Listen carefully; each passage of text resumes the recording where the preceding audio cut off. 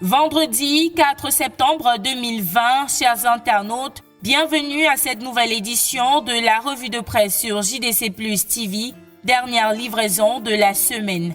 Régional, Frunzi s'oppose aux élections, c'est le grand titre qui barre la une du quotidien Le Jour, parution de ce vendredi. Le journal d'Aman Mana informe ses lecteurs que le président national du Social Democratic Front SDF pose des conditions pour l'organisation du scrutin attendu. Il demande la révision du code électoral et la promulgation d'un cessez-le-feu dans les régions du Nord-Ouest et du Sud-Ouest, en proie à la crise anglophone depuis 4 ans déjà. Le leader du SDF rejoint ainsi le professeur Maurice Kamto, président national du Mouvement pour la Renaissance du Cameroun MRC, dans sa position de non-participation au régional. Ceci intervient un jour après que le président de la République, Paul Biya, ait signé un décret fixant le nombre de délégués et de représentants des chefs traditionnels par département en vue de ces élections. Plus de précisions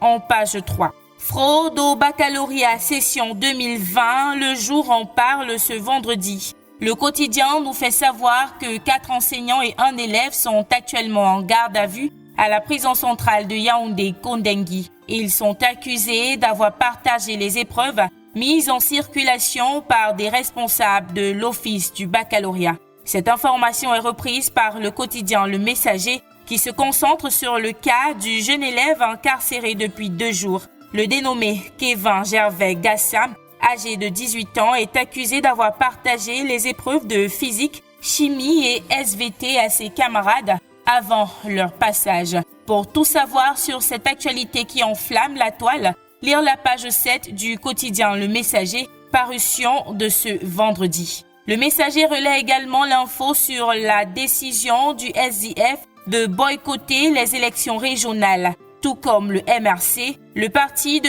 John Frunzi pose comme préalable la révision du code électoral et la promulgation d'un cessez-le-feu dans les régions anglophones. Et cette information qui barre la une du quotidien Le Messager, après 18 mois d'instruction, la justice réclame 236 milliards de francs CFA à Mebengo. L'ex-ministre de la Défense est accusé de blanchiment d'argent, surfacturation, marché fictif et détournement de fonds publics dans l'achat du matériel militaire. Refermons cette édition de la revue de presse avec le quotidien national bilingue Cameroun Tribune qui titre « Résolution du grand dialogue national, il y a du concret ». Le journal à capitaux publics informe ses lecteurs que la première réunion du comité de suivi créé en mars dernier par le président de la République s'est tenue le jeudi 3 septembre à Yaoundé sous la présidence du Premier ministre chef du gouvernement Joseph Diangouté.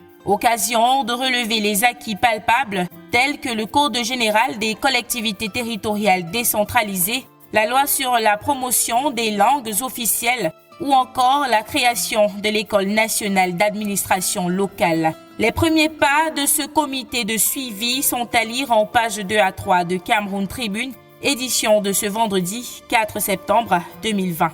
Et c'est ainsi que nous prenons congé de vous. Merci d'avoir regardé. À lundi.